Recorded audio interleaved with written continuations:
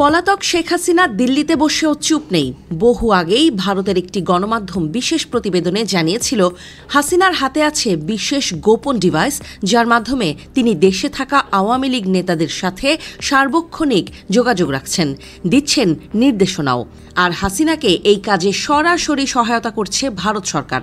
বাংলাদেশকে অস্থির করে তোলাই তাদের প্রধান কাজ। নানা সময়ে ফাঁস হওয়া হাসিনার ফোন আলাপগুলোতেও সেই ষড়যন্ত্র ছিল পরিষ্কার। তিনি চান দেশে যেন কোনোভাবেই নির্বাচন না হতে পারে। ভারতে থাকা কয়েক হাজার আওয়ামী নেতাকর্মীও হাসিনার সেই নির্দেশ পালনে মরিয়া। তারা নানাভাবে বাংলাদেশে থাকা আওয়ামী কর্মীদের ফুসলিয়ে মাঠে নামিয়ে দিচ্ছেন। হঠাৎ মিছিল করে সেগুলো আবার ছড়িয়ে দেয়া হচ্ছে সোশ্যাল মিডিয়ায়, নানা প্ল্যাটফর্মে ছড়ানো হচ্ছে লাগাতার গুজবও। এবার জানা গেল, বিদেশে পালিয়ে থাকা আওয়ামী লীগের কিছু প্রভাবশালী নেতা আবারও নেমেছেন দেশে অস্থিতিশীলতা তৈরির খেলায়। তাদের লক্ষ্য এবার আরও বড় জাতীয় সংসদ নির্বাচন বানচাল করা এবং 4টি বিশ্ববিদ্যালয়ের ছাত্র সংসদ নির্বাচনকে ভঙ্গুর করা। গণমাধ্যম জানিয়েছে, আইন শৃঙ্খলা বাহিনীর শীর্ষ কর্তাদের এক ভার্চুয়াল বৈঠকে উঠে এসেছে চাঞ্চল্যকর তথ্য। আলোচনায় স্পষ্ট হয়, দেশকে অস্থিতিশীল করার জন্য বিদেশ থেকে আসছে নির্দেশনা, আর মাঠ পর্যায়ে তার ছায়া দেখা যাচ্ছে রাজধানীতে। একজন জ্যেষ্ঠ কর্মকর্তা বৈঠক শেষে জানান, ডাকসু নির্বাচন ঘিরে নির্বাচন কমিশনকে সর্বাত্মক সহযোগিতা দেবে ডিএমপি। বিশ্ববিদ্যালয়ের ভেতরে যেন কোনো বিশৃঙ্খলা না হয় সেজন্য টহল জোরদার করা হয়েছে, বিশেষ করে মোটরসাইকেল টহল।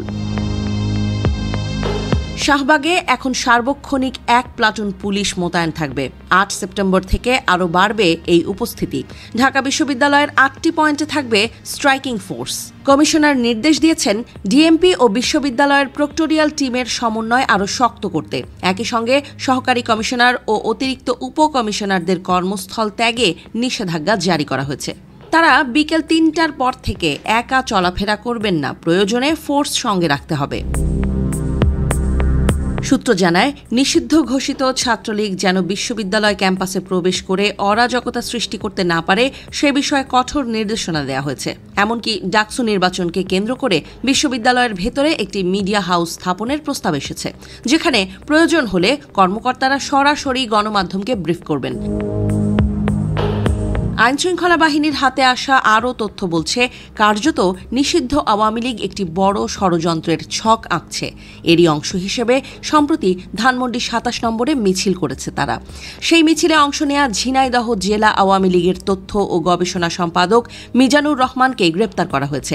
জিজ্ঞাসাবাদে তিনি নাকি স্বীকার করেছেন, বিদেশ, বিশেষত ভারত থেকে এসেছে নির্দেশনা, আর সেই নির্দেশ বাস্তবায়নের দায়িত্ব তাদের উপর।